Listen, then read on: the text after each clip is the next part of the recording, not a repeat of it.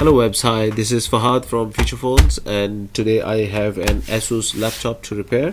The problem that we received in is for keyboard not working.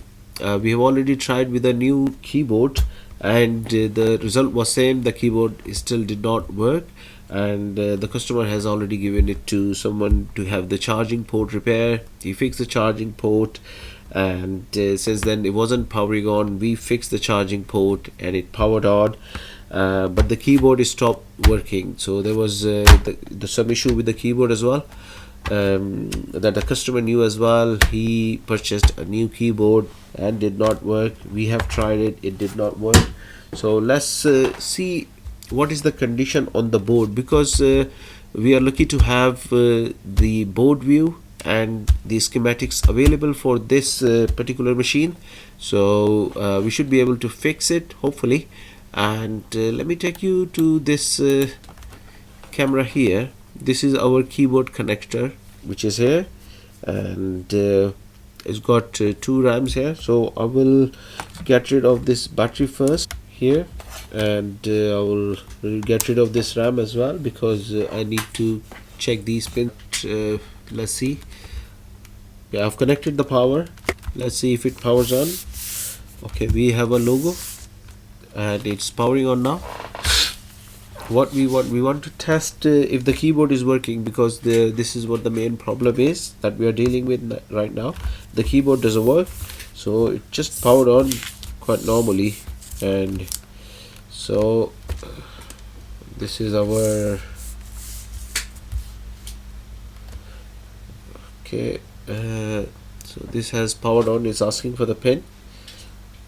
Okay, anything, is it accepting any of the inputs? Anyway, you know, this customer was telling that the keyboard did not respond. So this is our problem. So we have tested it. We have pressed so many keys and none of them is working. Okay, no key is working. But now I'll just, because my battery is not connected, I will get rid of this charger as well. So for this board we have the board view and the schematic available. And, this is where our board view and schematic is. What we are interested in is this keyboard connector here, J3101, and this is the schematics. So J3101. So we are supposed to receive 5V suspended at pin number 1, and then we are supposed to receive WLAN LED at pin number 2. Number 3 is OS LED connector. Number 4 cap key. This is the cap key on the keyboard. Cap LED key is here. Number 4. Number 5 is power switch, and our power switch is working with this keyboard. So let's go back to the microscope and check. Okay, this is the microscope now, and the pin number 1 is here, J3101. We should be able to receive 5V of sus on pin number 1, because this is the voltage that will make this keyboard run, and this voltage kicks in when I have pressed the power button, so it won't be available now. Okay, so for that I can power this laptop on. Diode mode. Okay, we have a power switch at pin number 5. See, diode mode 1 2 3 4 5. It's not powering on because the lid is down. So this 5V suspended is not available at pin number 1, because this laptop is off at the minute. So I will power it on, but to do that I will have to put it in a position. So for me, I think the best condition would be if I put it like this, and then this is my keyboard connector here. Oh, now you can see my keyboard connector in the microscope as well.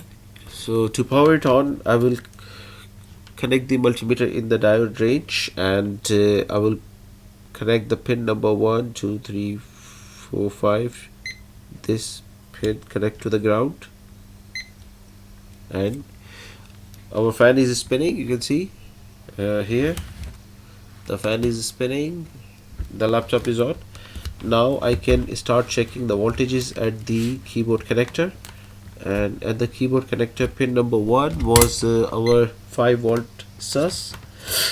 So this 5-volt sus runs the keyboard, and let's see if we have that available. Yes, we have that available. So 5-volt of sus is available.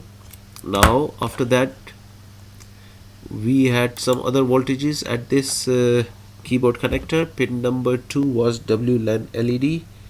So yeah, we have that available. Number 3 was OS LED connector, so we have that available as well. And then we had the cap key 1 2 3 4 at pin number 4, and we have that available as well. And let's go back to the desktop. So we have tested pin number 1 2 3 4 and 5, and these 5 pins, they have the voltages. And after that pin number 7 8 9 3, all these pins are the data pins, and these data pins are connected somewhere else.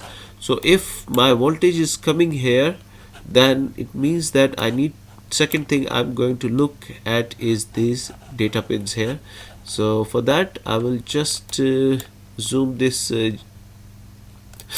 connector out, and once I have that, this is the pin number 17, doesn't matter. So pin number 17 is connected to this IC here. I will see what this IC is. And the next thing, pin number 17 is connected to D3104 ESD protection. So we'll check that as well. First we will see this IC, and this is a U3502. Let's find out where it is.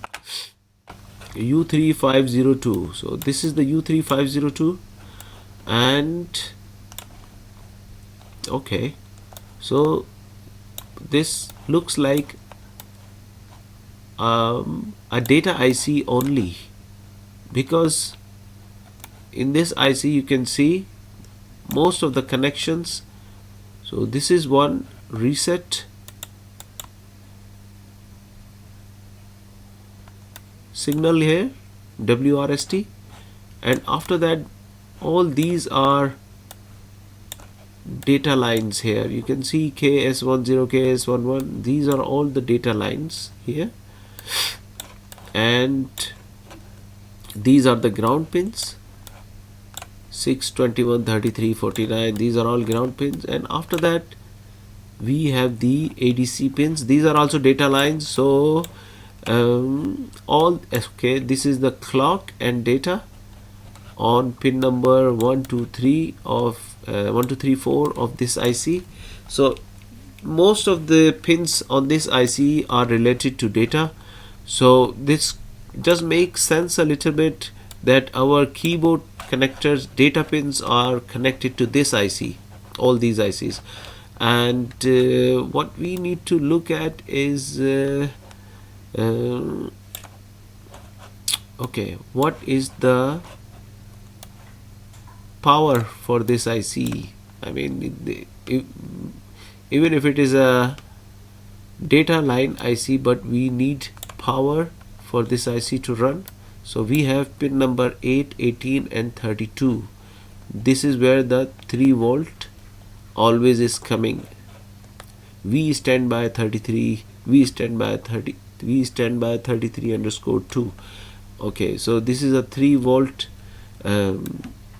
VIN for this IC here, U3502. Okay, so if I connect on pin number 8, where is it? Here. Okay, so this is where the power is coming to this IC. Let's go back to the microscope and have a look.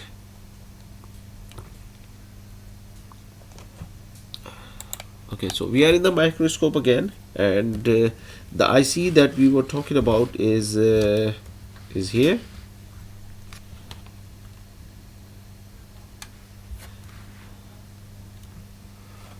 And on this IC,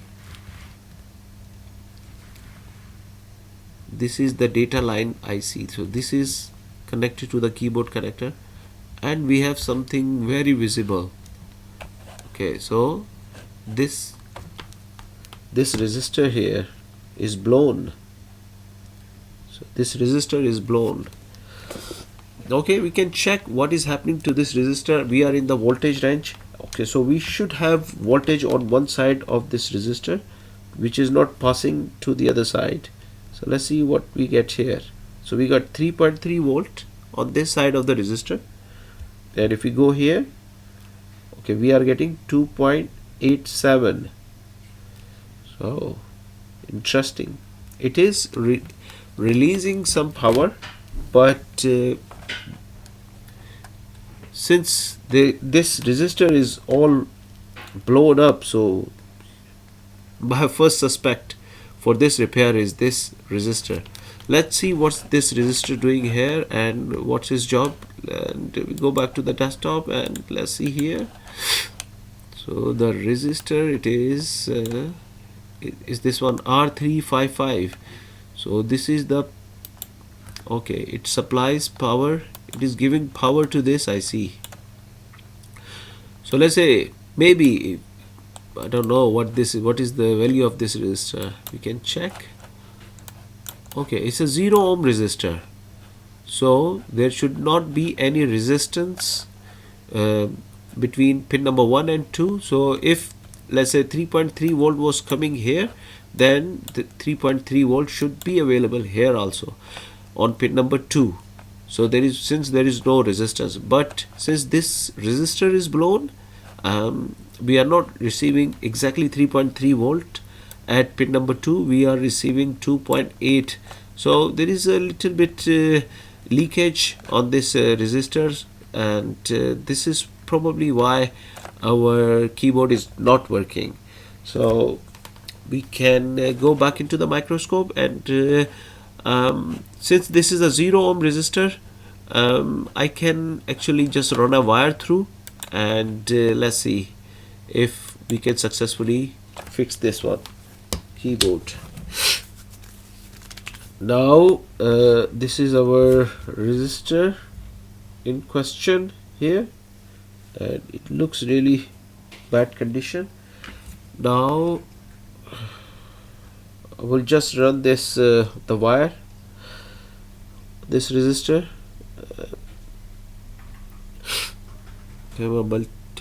My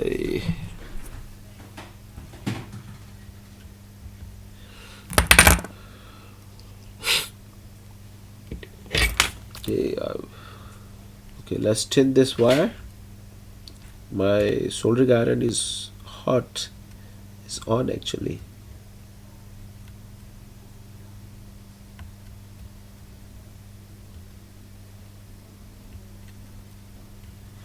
Okay, so we have the other end here.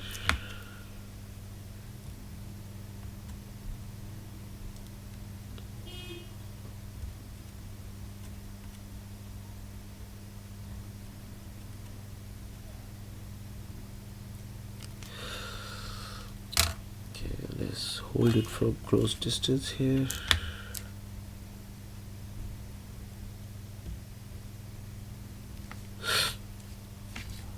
I don't know if you can see that. I'll just put some light here. Okay, I think it's bright now.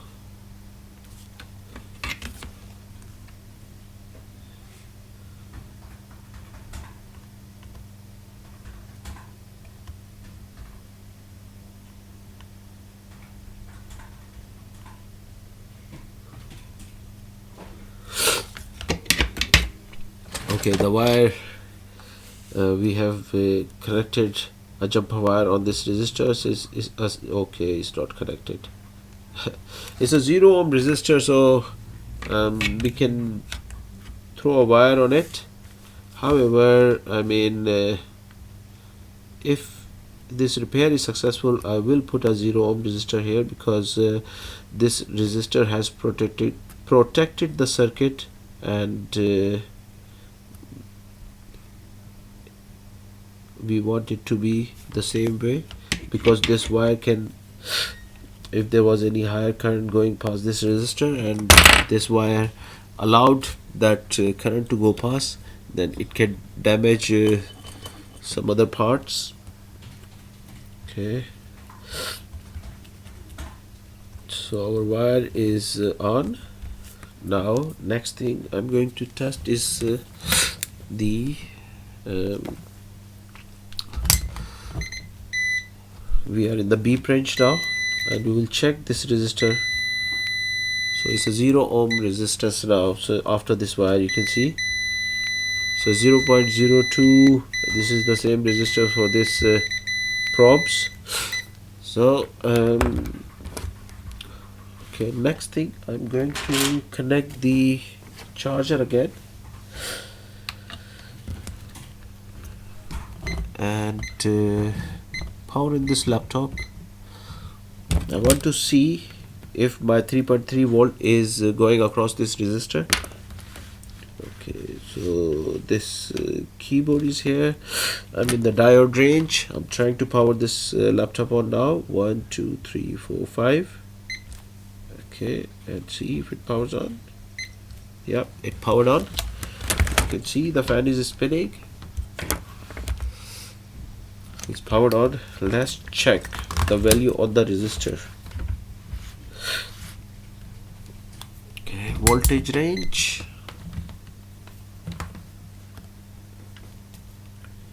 So we have 3.3 on this side of the resistor.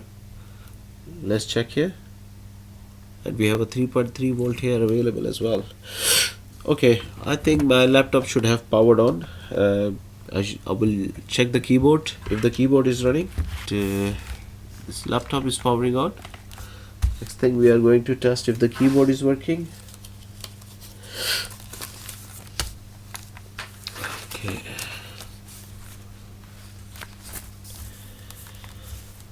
Okay, where were we? Yep. So this is where we need to test our keyboard. You see, our keyboard is working now. Ooh, I think it didn't like me typing the wrong password in. So, but our keyboard is working. That's the main thing. And I will. Okay, here, look again. I can try a little bit more. I have the password to check this laptop properly, so I will give it to my colleague and he will close it and we will check it from there. Okay. So I think this job is done. The keyboard is working, and we call it a success. And thank you for watching. I hope you have learned something from this video. Do like and subscribe to the channel. Leave any comments. If you have any comments, you want to ask any questions, you can leave them in the comment section as well, and we will see you in the next video. Thank you.